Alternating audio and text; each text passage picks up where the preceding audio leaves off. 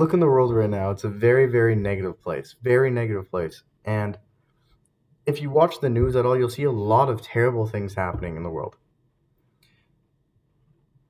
For example, wars going on right now, people killing other people.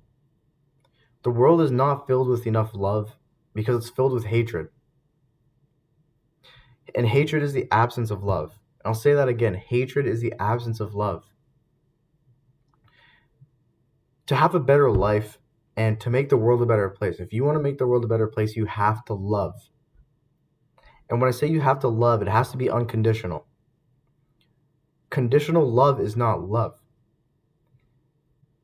If you're in a relationship with somebody and they're supporting you with their job, their income is supporting you, and they lose their job and you break up with this person, it wasn't love, it was conditional love. So in order for you to love them, they had to have a stable job. It's conditional love. If it was unconditional, you would help your partner through that tough time.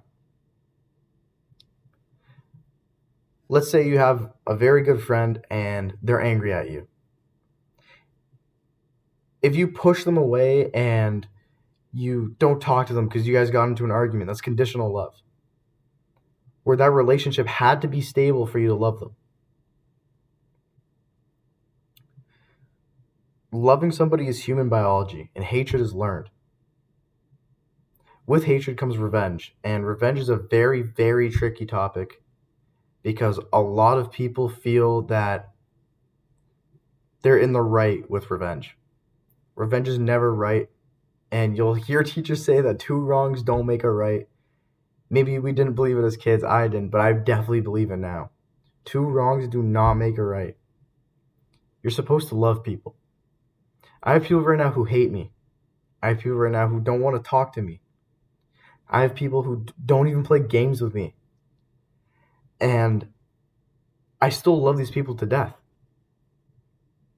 And that's the example that we should be setting as humans, is to love everybody unconditionally, no matter what they've done to you. You could have someone do very, very terrible things. And of course, you have a right to not talk to this person. You have a right to not love this person. Even though the topic of the video is about loving everybody, you have a right to not love somebody. But if you want to have a better life, you need to love everybody and you need to forgive. A lot of hatred comes from unforgiveness. And again, there's some very, very terrible things people do. But you can look online. There's two murder cases specifically I'm talking about. I don't know the trial name, but I know what happens because I've seen videos where a man murdered another man's daughter. And the victim's father comes up to the stand and says, as a Christian, I'm called to forgive, and it's very, very hard to do so, but I forgive you. And the murderer just broke down and started crying. It's everybody's first time living. Think about that. It's your mom's first time living. It's your grandma's first time living. My mom, love her to death, and she has so much wisdom and experience, and it's her first time living. I think of my grandma who's 90 years old, and it's hard to believe that it's her first time living. So you have to be kind to each other because people will make mistakes in life. Somebody will wrong you.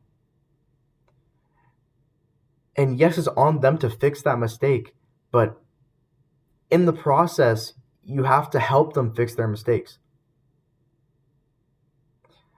And I'm going to keep bringing this up. They're very big mistakes, but you still have to forgive mistakes no matter what.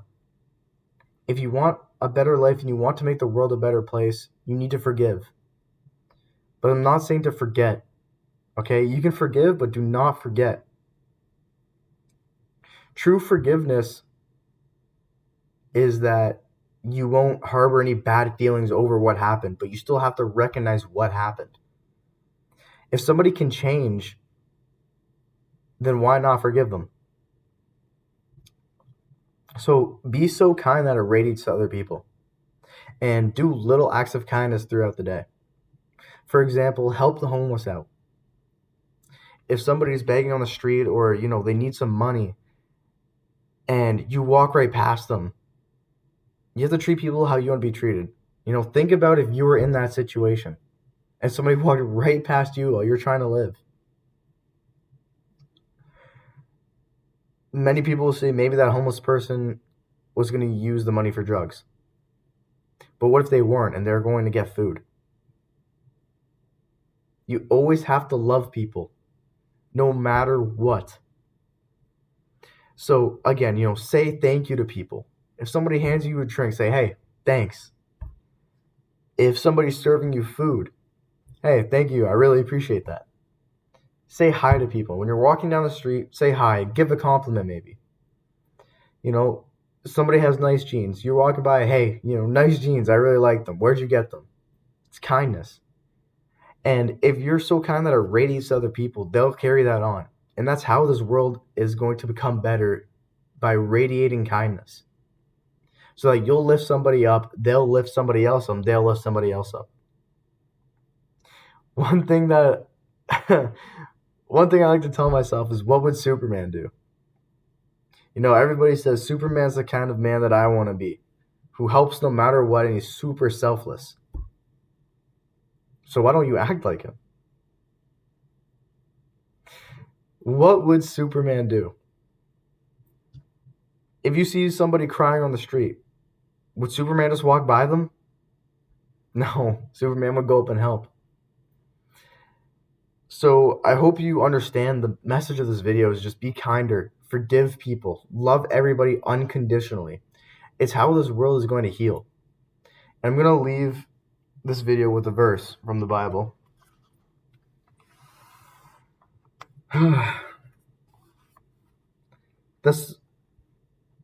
Thessalonians 15:5. I guarantee I butchered that.